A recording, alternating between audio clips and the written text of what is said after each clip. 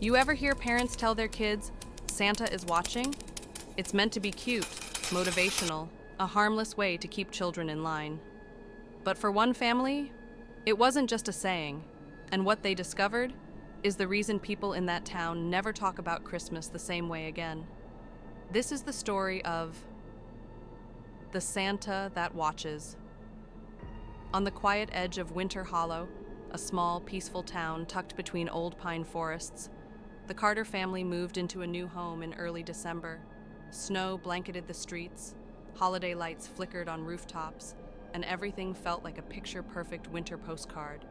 Or at least it was supposed to. The Carters had two kids, Evan, 9 years old, curious, imaginative, and terrified of the dark. Lily, 6, the kind of child who laughed at everything, even things she shouldn't. Their parents, Mark and Jenna, had no idea that Winter Hollow carried a secret, a tradition no one talked about, a warning disguised as a legend. And everything started the first night Evan saw him, Santa, standing outside his bedroom window, watching. The first sighting.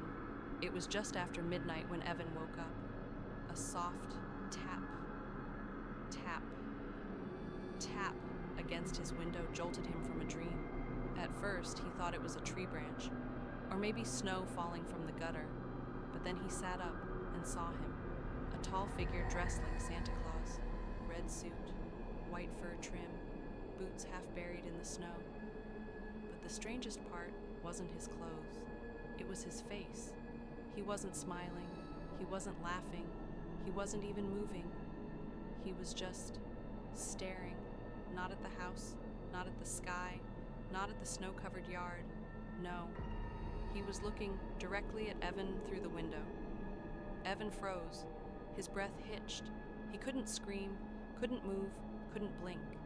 The Santa didn't wave, didn't speak, didn't make a sound, just watched. After a full minute, a minute that felt like an hour, Evan blinked, and when he opened his eyes again, Santa was gone. The next morning, Evan ran straight to his parents, trying to explain what he saw. Evan panicked. Mom, Dad, Santa was outside my window last night. He was watching me. Mark, tired, half listening. Buddy, Santa brings gifts. He doesn't spy on people. Jenna, smiling. He's just excited about Christmas. You probably had a dream. But Evan shook his head. He knew what he saw. When they walked outside, he expected to see boot prints. Some sign Santa had really been there. But the snow was untouched, smooth, perfect. Not a single footprint anywhere, even where Santa stood. Jenna squeezed his shoulder. See, no one was here, sweetheart. But Evan felt sick because he remembered Santa standing there, heavy, real, and footprints don't erase themselves. The second night was worse. Evan didn't want to sleep near the window. He begged to leave his lamp on. Mark sighed and agreed. It was only a few weeks before Christmas, and the move had been stressful. Maybe the kid was just overreacting. At around the same time as before, tap, tap, tap. Evan slowly turned toward the window. The lamp cast a warm glow across the room, and Santa was there again. Same place, same stare. This time, though, his glove slowly lifted, and he waved. Not a friendly wave, not a jolly Santa wave. No, this was slow, mechanical, almost robotic. Evan's heart pounded so loudly it drowned everything else out. Then Santa's hand stopped midair, as if frozen. And this time, Santa didn't disappear instantly. He just kept staring. Evan hid under the blanket until morning. When he finally gathered the courage to look, Santa was gone. Again. On the third morning, Mark noticed something unsettling. Jenna was opening the curtains when she stopped suddenly. Jenna, frowning. Mark, come look. There, under Evan's window were deep impressions. In the snow. Not footprints, just two long, perfectly rectangular indentations, like heavy boots, pressed straight down from above instead of stepping into place. Mark tried to reason it out. Mark, probably from the window installers or the movers. But there had been no workers outside, no visitors, nobody. Jenna didn't want to scare the kids, so she brushed it off. But deep down, she didn't believe her own excuses.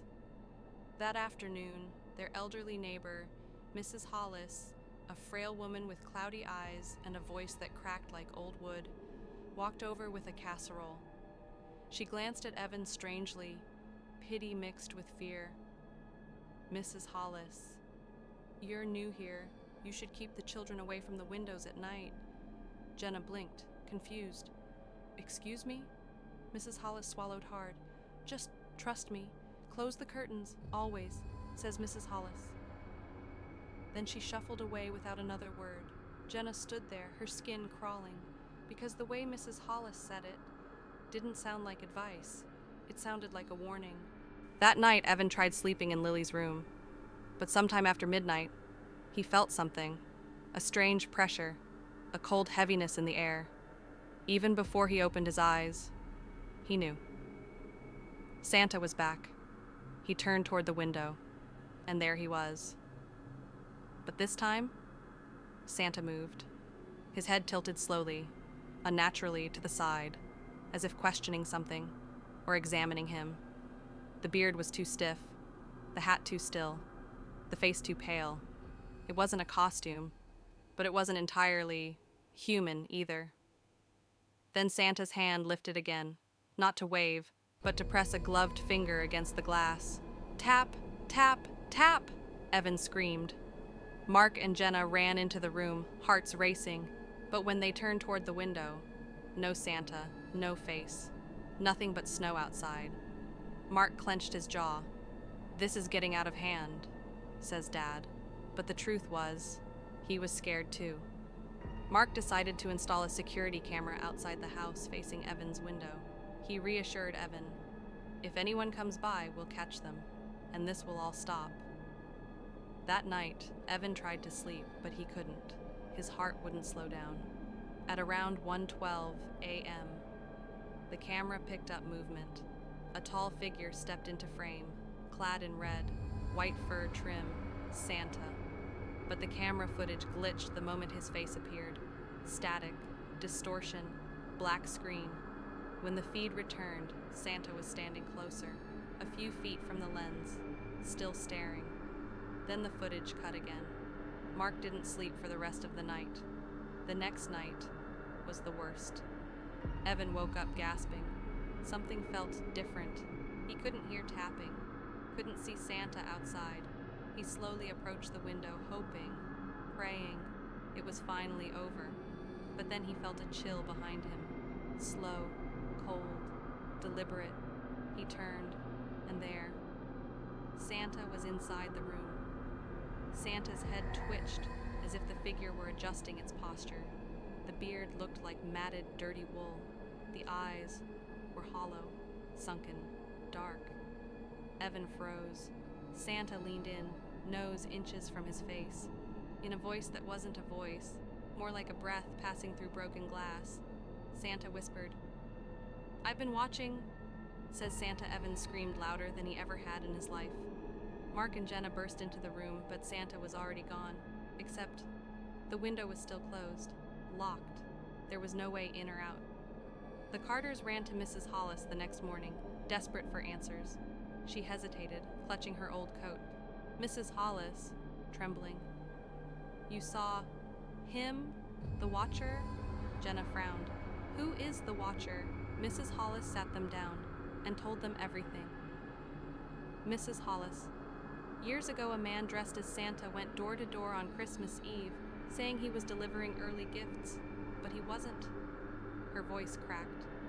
"He watched children, stalked them, stood outside their windows, and one night he broke in." She didn't finish the sentence. Mark clenched his fists. "What happened to him?" Mrs. Hollis's eyes filled with tears. Mrs. Hollis: "They found him frozen in the woods, standing upright like he was still alive." Jenna whispered, "So who, or what, are we seeing?" Mrs. Hollis shook her head. Mrs. Hollis: "Not the man, just the habit he left behind. She looked at Evan, fear etched in her gaze. Mrs. Hollis. And once he watches a child, he doesn't stop. The Carters decided to leave town the next day.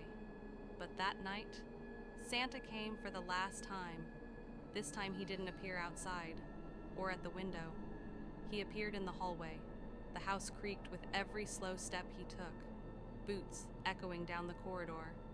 Evan hid under his covers, shaking, whispering for Santa to go away, but the footsteps got closer and closer. They stopped right outside Evan's door. The doorknob turned. Santa stepped inside, filling the doorway like a looming shadow, his head tilted, eyes empty.